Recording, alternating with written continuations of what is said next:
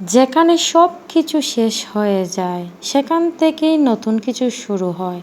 জীবনটাই এমনই, ভালো মন্দ দিয়েই জীবন।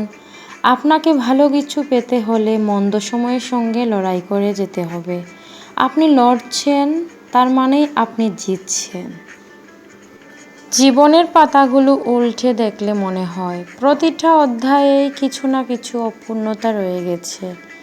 যেখানে প্রতিটা সিদ্ধান্ত নিয়েছিলাম অগাধ বিশ্বাস আর নিঃশব্দ আশা নিয়ে, কিন্তু শেষমেশ সেগুলোই ভেঙে দিয়েছে আমার ভেতরের স্বপ্নগুলো।